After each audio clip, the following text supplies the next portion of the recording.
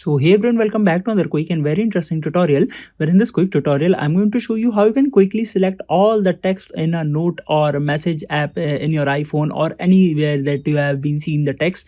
Now in order to do it, let me just show you by an example. For example, if I open the notes and I have this particular text.